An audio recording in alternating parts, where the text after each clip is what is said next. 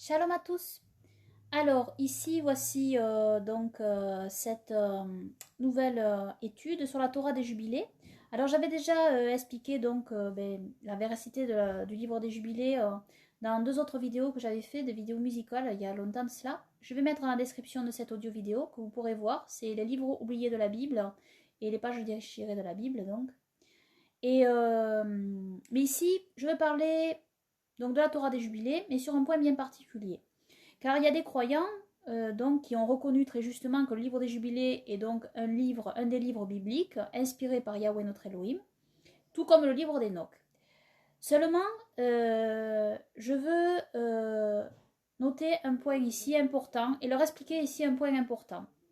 Car j'ai constaté, à ce que j'ai compris, qu'ils croient donc que le livre des Jubilés est un livre plus tardif que les 5 livres de la Torah, comme Genèse, Exode, Lévitique, Nombre, Deutéronome et Lévitique. Je tiens à dire ici que cette doctrine n'est pas véritable, car soit on croit à la Torah des Jubilés et à ce qui est écrit à l'intérieur, soit on adopte la doctrine des exégètes païens, archéologues païens, qui eux ont un autre concept en fait, une autre compréhension que nous. Par exemple, pour la Torah de la Genèse, Exode, Lévitique, Nombre, Deutéronome, ils ne croient pas vraiment que ces livres ont été donnés par Elohim à Moïse directement, comme nous le croyons. D'accord? Et bien pareil pour la Torah des Jubilés. Ils croient que ce livre a été rédigé par des juifs, croyants. Alors, je sais que les croyants qui pensent que le livre des Jubilés est plus tardif, a été rédigé par des prêtres lévites, croient que la Genèse, Exode, Lévitique, Nombre et Deutéronome a bien été donné par Dieu à Moïse. Et donc ont bien été rédigés par Moïse. Mais concernant le livre des Jubilés, il tombe dans l'erreur de prendre la doctrine des exégètes païens sur ce point, en disant que ce seraient des prêtres lévites, donc, pour expliquer le calendrier, qui auraient écrit ce livre. Alors que ce n'est pas le cas. Pourquoi je dis cela? Parce que soit on croit vraiment à ce qui est écrit dans la Torah des Jubilés, soit on croit donc, comme les exégètes païens, que ce livre a été écrit par des juifs de Qumran, donc par des prêtres lévites. Mais donc alors, dans ce cas-là, on croit que les prêtres lévites mentent. Pourquoi je dis cela? Parce que dans la Torah des Jubilés, il est très clairement écrit que c'est l'ange de Yahweh qui parle à Moïse. Donc, ça voudrait dire que si c'est les prêtres lévites qui ont écrit ce livre, rédigé ce livre, ça voudrait dire qu'ils nous racontent une histoire ici. Mais non, ça c'est faux. Hein, c'est impossible. Les prêtres lévites étaient des juifs pieux. Et jamais ils n'auraient inventé un récit. Quand ils écrivaient des lettres, par exemple le Mixat Maaseh Torah, c'est une lettre, donc on voit très bien que ce sont eux là qui écrivent. Mais la Torah des Jubilés, ce n'est absolument pas cela. La Torah des Jubilés est rédigée tout comme la Torah de la Genèse. D'ailleurs, elle est appelée la Petite Genèse et la Petite Torah. Ce livre est reconnu par les Juifs éthiopiens et les chrétiens éthiopiens. Elle a été retrouvée beaucoup à Qumran. Beaucoup de manuscrits de la Torah des Jubilés ont été retrouvés à Qumran.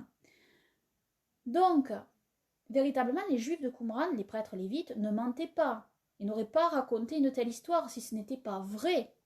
D'accord? Donc, quand on croit à la Torah des Jubilés, ce qui est écrit dedans, dans le livre des Jubilés, on croit véritablement que ce livre a été rédigé par Moïse. À la base, à l'origine. Et bien sûr, les Juifs de Qumran, qu'est-ce qu'ils ont fait? Ils ont recopié des copies de copies pour nous les transmettre. Tout comme la Genèse, Exode, Lévitique, Nombre, Deutéronome, qui date aussi de Moïse. Vous comprenez ce que je veux dire ici? Donc il est fondamental de bien croire ici sur le livre des Jubilés. C'est pour ça que moi je l'appelle la Torah des Jubilés. Et aussi la Torah du Temple. Alors certains pourront se demander, mais pourquoi tant de livres pour la Sainte Torah? Et certains ont tendance à ne croire qu'aux 5 livres, comme étant la Torah. Genèse, Exode, Lévitique, Nombre, Deutéronome. Et certains penseraient que c'est un sacrilège de rajouter des livres à la Torah. Mais ici, c'est mal connaître véritablement l'assemblage en fait des écrits. Car oui, à Qumran, on a découvert le travail de scribe véritablement. Le travail de scribe est un travail d'assemblage des écrits. D'accord? Mais ces écrits-là datent d'avant ces scribes. Alors, je vais juste vous lire un petit peu l'introduction que j'ai faite sur la Torah du Temple pour que vous compreniez ce que je veux dire ici, ce que j'explique ici. La Torah du Temple, c'est pareil. C'est un livre qui a été retrouvé avec beaucoup de commandements que nous retrouvons dans l'Exode, Lévitique, Nombre, Deutéronome, qui sont repris avec des compléments, et des explications complémentaires. Et c'est Yahweh qui parle. On le voit très clairement dans ce livre. Donc ces livres n'ont pas été rédigés, inventés, ces paroles n'ont pas été inventées par les Juifs de Qumran, mais ont été recopiées pour nous les transmettre. Après, il y a un travail d'assemblage des scribes de Qumran. Et alors, quand quelqu'un étudie vraiment bien la Torah, une vérité finit bien par émerger à un moment ou un autre, selon laquelle l'assemblage de la Torah telle qu'on la connaît aujourd'hui n'était vraisemblablement pas identique à celle de l'époque de Moïse et des anciens de son époque. On voit bien par exemple que le livre de la Genèse est en réalité découpé en au moins 3 livres. Je vous invite à bien regarder dans la Genèse au début. C'est un récit qui est transmis par l'ange de Yahweh à Moïse, et non en un seul livre tel que nous l'avons aujourd'hui. La Genèse est 3 livres. Je vous invite à bien lire. La Genèse normalement est coupée en 3 livres à la base, et elle a été regroupée en un seul livre. Ensuite, on voit aussi que derrière le livre de l'Exode se trouve un narrateur qui raconte l'exode du peuple d'Israël en plus des commandements donnés par Moïse dans ce même récit. On voit bien aussi dans le Deutéronome qu'un scribe annonce la mort de Moïse, donc forcément il s'agit d'un narrateur extérieur à Moïse lui-même, et donc extérieur aussi au livre de la Torah que Moïse fit mettre avec l'arche d'alliance de son vivant. Vous voyez, il y a des petits points comme ça qui voient qu'il y a des petits rajouts, parce qu'il y a l'assemblage des scribes ici. Et qu'à la base, la Torah, le livre de la Torah dont on parle, était vraisemblablement dans un seul rouleau.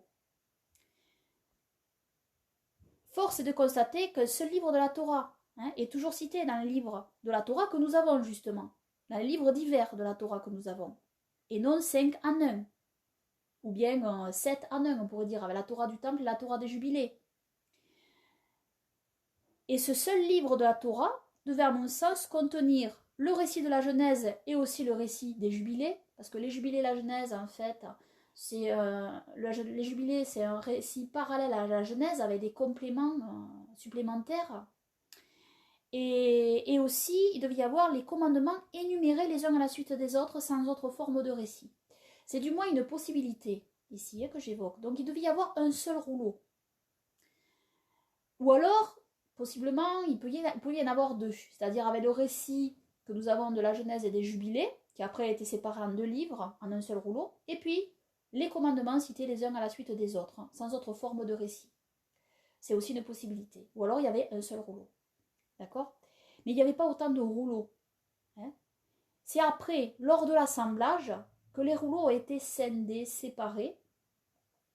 Et d'ailleurs, on retrouve beaucoup de répétitions des 5 commandements dans les 5 livres, par exemple. Les commandements sont répétés, mais pas toujours dans le même ordre. Donc on voit qu'il y a un travail du scribe pour assembler le tout. Donc, au fil du temps, une narration des faits a été rajoutée au commandement pour informer le peuple de l'histoire de ses pères et pour rendre le tout plus compréhensible pour le lecteur, jusqu'à en faire plusieurs livres. Voilà. Mais la tradition commune s'est arrêtée à 5 livres, oubliant en fait qu'il y avait aussi là le livre des Jubilés, qui fait partie aussi du récit de la Genèse. Donc, et la Torah du Temple aussi, qui est un autre rouleau qu'on a retrouvé à Qumran, avec les mêmes commandements répétés, mais aussi avec des compléments. Très intéressant d'ailleurs à connaître. Et on voit bien que c'est Yahweh qui donne ces commandements également, important à connaître. Donc, cela n'enlève bien sûr absolument rien au commandement de notre Elohim. Mais cela fait alors mieux comprendre que d'autres livres de la Torah puissent donc ressurgir de nos jours, comme la Torah des Jubilés trouvée aussi à Qumran, et le livre du Temple, aussi la Torah du Temple, trouvée aussi à Qumran, avec des commandements exactement identiques mot pour mot au livre de la Torah, du Lévitique, des Nombres et du Deutéronome, mais avec des complémentarités et des commandements supplémentaires que nous n'avions plus, et aussi avec la Genèse. On voit le complément entre les Jubilés et la Genèse. Donc, certains seront choqués et ne voudront pas admettre que des livres ou des commandements de la parole d'Elohim nous aient été cachés aussi longtemps, et n'accepteront donc pas cette vérité. Mais il faut alors leur rappeler que cela s'est déjà produit par le passé, notamment quand le livre de la Torah fut longtemps oublié et perdu par le peuple d'Israël, jusqu'à ce que le peuple le retrouve dans le temple sous le roi Josias, qui déchira ses vêtements quand il apprit tout ce que contenait ce livre saint. On sait aussi que des livres sont cités dans les livres bibliques du canon officiel que nous n'avons plus aujourd'hui. Mais que ces gens qui sont heurtés par cette vérité des choses ne s'affolent pas plus que cela, car il faut qu'ils sachent tout de même qu'Elohim nous a conservé et transmis l'essentiel de ses commandements et de sa parole, de ses saints commandements et de sa sainte parole, pour marcher en conformité de vie avec lui, et c'est bien là l'essentiel. Seulement qu'ils prennent donc ce que je dis ici, et ces livres supplémentaires, donc comme une richesse et une grâce qu'Elohim leur accorde de pouvoir, tout comme Josias et le peuple en son temps, redécouvrir des merveilles de la Torah, qui nous étaient alors restées obscures ou inconnues, afin de nous sanctifier toujours plus. Amen. Donc, le livre de la Torah, le livre des Jubilés, apporte des richesses incroyables. Dans la Torah du Temple, par exemple, on apprend qu'Elohim ordonne d'enterrer les morts dans des cimetières hors des villes, et non comme les nations païennes, qui enterraient leurs morts dans leur ville ou dans leur maison. On y comprend beaucoup mieux la sainteté de Jérusalem, et ce que cela représentait à Jérusalem, qui est nommé le camp des saints dans l'Apocalypse, etc. Donc voilà, je vous invite aussi à lire la Torah du Temple, qu'il y a sur le site biblique que j'ai mis en ligne, que je vais mettre dans la description de cette vidéo, si vous voulez le lire. Et également la Torah des Jubilés. Donc voici, voilà ce que je voulais dire donc sur la Torah des Jubilés. Voir aussi mon étude écrite sur livre des Jubilés oubliés de la Torah, que je vais mettre dans la description de cette audio vidéo. Et là, vous aurez tous les versets bibliques qui confirment que la Torah des Jubilés est donc confirmée par les saints apôtres et par notre Seigneur et Sauveur Yahushua, notre Sauveur saint et béni, Elohim venu en chair. Car, par exemple, nous lisons dans Luc chapitre 11, verset 49, notre Seigneur et Sauveur Yahushua dit « C'est pourquoi aussi la sagesse d'Elohim a dit « Je leur enverrai des prophètes et des messagers, et ils feront mourir les uns et persécuteront les autres. » Alors cette citation de Yahushua, nulle part dans le canon officiel de la Bible, elle ne s'y trouve.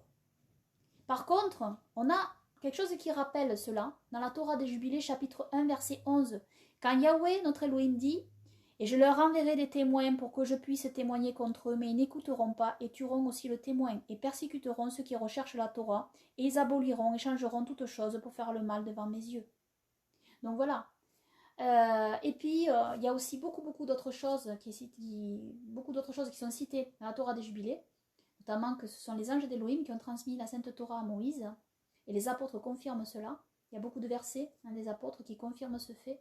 Il y a beaucoup d'autres choses aussi, beaucoup d'autres éléments dans la Torah des Jubilés, que je vous invite donc à lire cette étude écrite pour avoir confirmation. C'est tout comme le livre d'Enoch. Alors le livre d'Enoch, on ne l'appelle pas la Torah, parce que la Torah, ce qui concerne la Torah, c'est ce qui concerne les lois d'Elohim, en fait, l'instruction d'Elohim, et qui date de Moïse, donc. Après le livre d'Enoch, bien sûr, c'est un livre inspiré par Elohim, bien évidemment, et qui date d'avant Moïse, bien avant Moïse. Le livre d'Enoch est un des livres, on en retrouve aussi des fragments à Qumran, est un des livres les plus anciens de toute la Sainte Bible, et je vous recommande aussi de lire le livre d'Enoch. C'est un livre prophétique, c'est le livre aussi du calendrier, confirmé aussi par la Torah des Jubilés, le calendrier décrit dans le livre d'Enoch. Donc voilà, ces livres-là sont essentiels à connaître, et aussi avec le reste des Saintes Écritures. Donc voilà ce que je pouvais dire, et notamment aussi aux croyants qui tombent dans cette erreur de penser que le livre des Jubilés est un livre plus tardif, bien qu'ils le reconnaissent comme faisant partie des Saintes Écritures. Je tiens à leur dire qu'ici, il faut croire complètement et conformément aux Saintes Écritures et à ce qui est écrit dans la Torah des Jubilés. Il est clairement dit que c'est l'ange de Yahweh qui donna ce qui est écrit dans la Torah des Jubilés à Moïse. Et donc c'est Moïse qui a écrit la Torah des Jubilés. C'est pas les prêtres lévites de Qumran. Les prêtres lévites de Qumran n'ont fait que recopier le livre des Jubilés qui était lui beaucoup plus ancien, tout comme la Genèse, Exode, Lévitique, Nombre, Deutéronome. Voilà. Amen. Que toute la gloire, les honneurs, l'adoration et les louanges reviennent seulement à Yahweh, Jéhovah, notre Elohim, notre roi, et à notre Seigneur et Sauveur Yahushua, notre Elohim et notre roi pour toujours, et que son règne glorieux vienne, et que nous demeurions toujours dans la sanctification jusqu'à la fin. Amen.